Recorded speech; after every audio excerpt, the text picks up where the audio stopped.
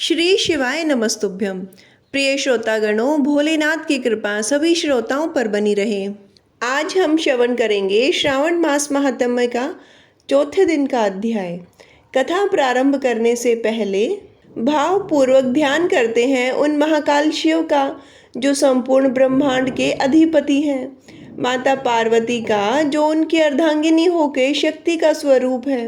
हे भोलेनाथ, हे प्रभु, आपके चरणों में हमारा यह जीवन समर्पित है। हमें ऐसी भक्ति दीजिए जो स्वार्थ से परे हो, ऐसी आस्था दीजिए जो हर परिस्थिति में अडिग रहे, और ऐसा संयम दीजिए जिससे हम कर्तव्य, करुणा और क्षमा को जीवन का मार्ग बना सके। हे शिव शंकर, हमारे जीवन के भीतर फैले इस तम को हरिए और आत्मा को प्रकाश से भर दीजिए। आपकी कृपा के बिना न तप पूर्ण होता है और न ज्ञान सिद्ध होता है। हमारा हृदय केवल ओम नमः शिवाय से ही गूंजता रहे, यही हमारी प्रार्थना है। प्रिय श्रोतागणों, सावन मास की कथा से पहले भोलेनाथ की भक्ति और उनकी कृपा की एक अनोखी कथा सुनते हैं। ऋषि उपमन्यु बड़े ही प्रेमवर्ती थे। दिन रात भगवान की भक्ति किया करते थे और अपने प्रेम के पुष्प भगवान शिव के चरणों में अर्पित किया करते थे। ना उन्हें खाने की सुध थी, न विश्राम की चिंता। वृक्षों से घिरे हुए फल ही उनका एकमात्र भोजन थे। धरती ही उनकी सैया थी और अंबर यानी आसमान ही उनके लिए छाया के समान था। एक बार ऋषि उपमन्यु परिभ्रमण के लिए निकले। वे घूमते घूमते समुद्र के तट पर चले गए। समुद्र में ऊंची ऊंची लहरें उठ रही थी, भयंकर गर्जन हो रहा था। उपमन्यु को वे लहरें प्रकृति के कोमल हाथों के समान लगी और वह भयंकर गर्जन मधुर संगीत के समान उन्हें लगा। उन्होंने सोचा, यह जगह तो बड़ी मनोरम है, बस यही तप करना चाहिए। यह सोचकर ऋषि उपमन्यु समुद्र के तट पर बालू के कणों के ऊपर आसन बिछाकर बैठ गई और भगवान शिव के ध्यान में मग्न हो गई। कई वर्षों तक ऋषि उपमन्यु इसी तरह से तपस्या करते रहे। उनके इस अखंड तप को देखकर देवराज इंद्र व्याकुल हो उठे। उन्होंने सोचा, कहीं ऐसा न हो कि उपमन्यु अपने तप की शक्ति से स्वर्ग पर अपना अधिकार जमा ले। देवराज इंद्र के मन में ईर्ष्या जाग उठी। वे ऋषि उपमन्यु के तप को डिगाने के लिए कुबेर देवता को साथ लेकर चल पड़े। अब दोनों विचित्र वेश धारण करके समुद्र तट से कुछ दूरी पर ही थे कि उन्होंने दो और मनुष्य दिखाई पड़े जो एकदम उन्हीं के समान वेशधारी थे। वे मन ही मन सोचने लगे कि यह दोनों कौन हैं और कहाँ जा रहे हैं। तभी देवराज इंद्र के कानों में डमरू की ध्वनि सुनाई पड़ी। उन्होंने डमरू की ध्वनि को सुनकर सोचा, अवश्य यह शिवजी की ही माया है। स्वयं भगवान शिव ही इन दोनों मनुष्यों के रूप में यहाँ प्रकट हुए हैं और यह ऋषि उपमन्यु की दृढ़ता की परीक्षा लेना चाहते हैं। छिप कर देखना चाहिए कि यह क्या करते हैं। वे दोनों मनुष्य समुद्र तट पर ऋषि उपमन्यु के निकट उपस्थित हो गए और उन्होंने अपना विचित्र वेश बना लिया।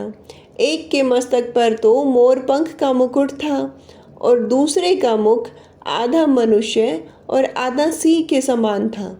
मोर पंखों के मुकुटधारी मनुष्य ने ऋषि उपमन्यु को अपना परिचय देते हुए कहा कि मैं देवराज इंद्र हूँ और मेरे साथ जो यह है यह कुबेर है।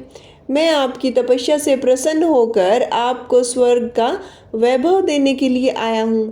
तब ऋषि उपमन्यु ने कहा, देवराज, मुझे शिवजी के प्रेम को छोड़कर और कुछ नहीं चाहिए। आपने दर्शन देकर मुझे कृतार्थ किया, यही बहुत है। इसके सिवा मुझे कुछ नहीं चाहिए। देवराज इंद्र ने ऋषि उपमन्यु को डिगाने के उद्देश्य से फिर कहा, मुनि, मैं देवराज इंद्र कुबेर के साथ आपको कुछ देने के लिए खड़ा हूँ। आप राज्य, वैभव, महल जो चाहे मांग लीजिए, मेरे लिए आपको कुछ भी अधेय नहीं है। ऋषि कुछ उत्तर दे पाते उसके पहले ही माया के इंद्र ने कुबेर की ओर देखते हुए कहा, कुबेर, महामुनि के लिए इस रेती में स्वर्ण महल बना दीजिए। ऐसा महल जिसकी बराबरी का तीनों लोकों में कोई दूसरा महल न हो। यह कहकर माया के कुबेर ने अपना हाथ ऊपर उठाया। देखते ही देखते समुद्र के तट पर दिव्य स्वर्ण महल बनकर तैयार हो गया। ऐसा महल जो सभी प्रकार के सुखों और वैभव से परिपूर्ण था। माया के इंद्र ने ऋषि उपमन्यु की ओर देखते हुए कहा, महामुनि, यह स्वर्ण महल आपके लिए है। बालू के कणों से उठकर आप महल में निवास कीजिए और सभी प्रकार के सुखों का उपभोग कीजिए। लेकिन ऋषि उपमन्यु ने कहा, देवराज, मैं आपकी कृपा से कृतार्थ हूँ, पर मुझे शिवजी के प्रेम को छोड़कर और कुछ नहीं चाहिए। मेरे लिए बालू के यह कण ही कोमल सैया के समान है, धरती ही मेरा बिस्तर है और यह आकाश का वितान ही मेरा घर है। यह सुनकर माया के इंद्र की भौहें टेढ़ी हो गई। उन्होंने सोचा, मेरे दिए हुए इस वैभव को यह ऋषि नकार कैसे सकते हैं। क्रोध से भरे स्वर में कहने लगे, महामुनि, आप मेरा अपमान कर रहे हो। मैं स्वर्ग का अधिपति हूँ और आपके शिव हैं शमशानवासी। मेरे पास तो स्वर्ग का वैभव है, जबकि आपके नंग धड़ंग शिव के पास तो कुछ भी नहीं है। आप मेरे दिए हुए वैभव को स्वीकार करें, नहीं तो मैं वज्र से आपका मस्तक काट कर फेंक दूंगा। ऐसा कहकर मायावी इंद्र ने अपने हाथ ऊपर उठाए और चमचमाता हुआ एक वज्र उनके हाथ में आ गया। लेकिन ऋषि उपमन्यु बिल्कुल भी विचलित नहीं हुए, भयभीत नहीं हुए और दृढ़तापूर्वक बोले, देवराज, मैं सब कुछ सुन सकता हूँ, पर अपने आराध्य देव की निंदा मैं नहीं सुन सकता। आपको अपने वज्र का अभिमान है तो मुझे भी शिवजी के प्रेम का बल है। मैं भी प्रेम की शक्ति से आपके वज्र को खंड खंड किए देता हूँ। ऐसा कहकर ऋषि ने कमंडल का जल हाथ में लिया और वे भगवान शिव के ध्यान में डूबकर हाथ का जल वज्र पर फेंकना ही चाह रहे थे कि भगवान शिव अपने वास्तविक रूप में वहां प्रकट हो गए और उन्होंने कहा, बस कीजिए महामुनि, बस कीजिए। मैं तो आपके प्रेम पर मुक्त हो गया हूँ। आपने अपने प्रेम से मुझे जीत लिया है। आप मेरे साथ मेरे गण के रूप में रहिए। ऋषि उपमन्यु प्रेम से गदगद होकर भगवान शिव के चरणों में लौट गए। फिर भगवान शिव ने उन्हें उठाकर अपने हृदय से लगाया। देवराज इंद्र और कुबेर देव जो अभी वहाँ छुपे हुए थे, वो प्रकट हो गए और सम्मिलित स्वरों में भगवान शिव की जय जयकार करने लगे। सभी मिलकर प्रेम से बोलिए, भोले शंकर की जय। प्रिय श्रोतागणों, आइए अभी श्रवण करते हैं श्रावण मास का महात्म्य।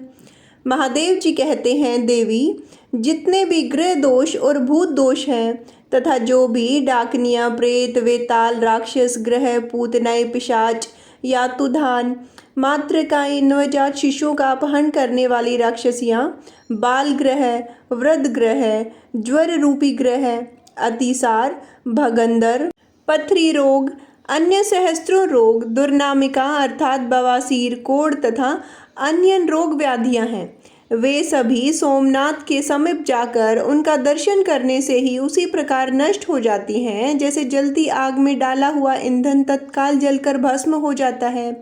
देवेश्वरी, सोमेश्वर नाम से प्रसिद्ध ये जो पश्चिम भैरव है, काला अग्नि रुद्रनाथ जिसका नामांतरण सुना गया है, उनमें मैं स्वयं ही भक्तों पर अनुग्रह करने के लिए निवास करता हूँ।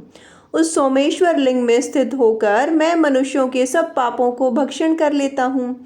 देहधारियों के देह में विचरण करने वाला जो प्राण है, उसी के समान जो सबका प्राण है, यह ब्रह्मांड जिसके भीतर स्थित है तथा जो एक होकर भी अनेक रूपों में व्यक्त है, वही शिव स्वरूप मैं भक्तों पर कृपा करने के लिए सोमनाथ लिंग में निवास करता हूँ। संपूर्ण वेद और महर्षिगण जिसकी प्रशंसा करते हैं तथा जिनके द्वारा परब्रह्म के स्वरूप की प्राप्ति होती है, वे ही ये सोमनाथ महादेव प्रभास तीर्थ में विराजमान है। जैसे घर में छिपे हुए रतन को कोई नहीं पाता, उसी प्रकार मेरे प्रभास रूपी घर में रतन के समान स्थित इस सोमेश्वर लिंग के यथार्थ स्वरूप को कोई नहीं जानता। पूर्व काल में यह शिवलिंग सप्त पाताल का भेदन करने वाला था तथा कोटि कोटि सूर्यों तथा प्रलय अग्नि के समान तेजस्वी था। इसलिए पूर्व काल में सोमनाथ को काला अग्नि रुद्र कहा जाता था। देवी, इस प्रकार संक्षेप में मैंने तुम्हें सोमेश्वर देव का महात्म्य बताया है, जो सब पातकों का नाश करने वाला है। आगे महादेव जी कहते हैं, देवी, मैं प्रभास क्षेत्र में रुद्राक्ष की माला धारण किए शांत भाव से स्थित हूँ। मेरा आदि, मध्य और अंत कहीं नहीं है। मैं कमल के आसन पर बैठा हुआ सबको वर देने के लिए उद्यत हूँ। हिम, कुंद और चंद्रमा के सदृश मेरा गौर वर्ण है। मेरे वाम भाग में विष्णु तथा दक्षिण भाग में ब्रह्मा जी विराज रहे हैं। मेरे उदर में चारों वेद और हृदय में सनातन ब्रह्म स्थित है। नेत्रों में अग्नि, चंद्रमा और सूर्य का निवास है। महादेवी, ऐसे स्वरूप से मैं प्रभास क्षेत्र में रहता हूँ। यह सुनकर पार्वती देवी ने हर्ष गदगद वाणी में देव देवेश्वर शिव का भक्ति पूर्वक स्तवन किया। देव, महादेव, हे ईश्वर, आपको नमस्कार है। आप समस्त देवताओं के स्वामी हैं। आपको नमस्कार है। आप परमेश्वर को नमस्कार है। आप अनादि हैं, संपूर्ण सृष्टि के विधाता हैं। आपको नमस्कार है। आप सर्वत्र व्यापक ईश्वर हैं। आपको नमस्कार है। आप सब में स्थित हैं। आपको नमस्कार है। आप धाम के भी धाम अर्थात तेज के भी तेज हैं। आपको प्रणाम है। आप सृष्टिदाता को नमस्कार है। मोक्षदाता परमेश्वर, आपको नमस्कार है। पार्वती जी के इस प्रकार स्तवन करने पर भगवान शिव ने संतुष्ट होकर कहा, महाप्राज्ञे, मैं तुम पर प्रसन्न हूँ। तुम अभिष्ट वरदान मांगो। पार्वती जी कहती हैं, देवेश्वर, प्रभास क्षेत्र का महात्म्य फिर से कहिए। भगवान विष्णु द्वारकापुरी छोड़कर किस कारण प्रभास क्षेत्र में निवास करते हैं, जिन्होंने पूर्व काल में वाराह रूप धारण करके पर्वत, वन और काननों सहित संपूर्ण पृथ्वी का उद्धार किया तथा नरसिंह रूप धारण करके हिरण्यकश्यपु का संहार किया। वेद जिन्हें प्रत्येक युग में सहस्त्रों चरण, सहस्त्रों नेत्र तथा सहस्त्रों मस्तक वाले कहकर उनकी स्तुति करते हैं। ब्रह्मा जी का निवास भूत पद्म जिनकी नाभि से प्रकट हुआ है, जो क्षीर समुद्र के उत्तर भाग में शाश्वत योग का आश्रय लेकर शयन करते हैं, जो युगांत का भी अंत करने वाले तथा लोकांतकारी अनंतक के भी अनंतक हैं और लोक मर्यादाओं की रक्षा करने वाले सेतु हैं। वेद वेताओं के भी ज्ञाता हैं और उत्पन्न होने पर सभी प्राणियों के स्वामी हैं, जो मनुष्यों के आदि प्रवर्तक मनु तथा तेजस्वी जनों के तप हैं। तेजस्वी पुरुषों के तेज और गतिमानों की गति है। वे श्री हरि द्वारका छोड़कर प्रभास तीर्थ में कैसे चले गए? महादेव जी ने कहा, देवी, पृथ्वी पर अनेक क्षेत्र हैं, करोड़ों तीर्थ हैं और उन सब में असंख्य प्रभाव हैं, परंतु प्रभास तीर्थ का प्रभाव उन सब से बढ़कर है। ब्रह्म तत्व, विष्णु तत्व तथा रुद्र तत्व, इन तीनों की प्रभास में ही एकत्र उपलब्धि होती है। अन्यत्र ऐसा सुयोग्य दुर्लभ है। प्रभास में लोक पिता में ब्रह्मा जी 24 तत्वों के साथ रहते हैं। दैत्यों के संहारक देवाग्रह गण भगवान विष्णु 25 तत्वों के अधिपति होकर इस तीर्थ में स्थित हैं और मैं 36 तत्वों से संयुक्त होकर तुम्हारे साथ प्रभास में निवास करता हूँ। शुभे, इस प्रकार तुम केवल प्रभास तीर्थ को ही तत्वमय एवं सर्व तीर्थ में समझो। स्त्री, मलेच्छ, शूद्र, पशु, पक्षी और मृग जो भी प्रभास क्षेत्र में मरते हैं, सभी शिव के लोक में जाते हैं। प्रभास के पार्थिव भाग में ब्रह्मा, जल भाग में विष्णु, तेजस भाग में रुद्र, वायु भाग में कुबेर तथा आकाश भाग में साक्षात सदाशिव रूप हम स्थित हैं। महादेव जी कहते हैं, देवी, दक्षिण में समुद्र से लेकर उत्तर में सूर्यपुत्री अर्थात कौरवेश्वरी नदी तक का जो क्षेत्र है, उसके भीतर मैं ही क्षेत्रज्ञ रूप में निवास करता हूँ। मेरा ग्रह रूप यह तीर्थ सूर्य नारायण की किरणों से प्रभासित होता है, इसलिए इस कल्प में प्रभास नाम से विख्यात हुआ। जो श्रेष्ठ मनुष्य वहाँ अर्क रूप सूर्य का दर्शन करता है, वह सब पापों से मुक्त हो सूर्य लोक में प्रतिष्ठित होता है। उसने मानो सब तीर्थों में स्नान कर लिया, समस्त बड़े बड़े यज्ञों द्वारा यजन किया, सभी दान दे दिया और संपूर्ण गुरुजनों को संतुष्ट कर लिया। उसी सूर्यदेव के समीप अग्निकोण में थोड़ी ही दूरी पर सिद्धेश्वर शिव विराजमान है। उनका त्रिलोक्य पूजित लिंग सब प्रकार की सिद्धियों का दाता है। प्राचीन सतयुग में उनका नाम जैगिश्वेश्वर था, वहीं कलयुग में सिद्धेश्वर नाम से प्रसिद्धि को प्राप्त हुआ।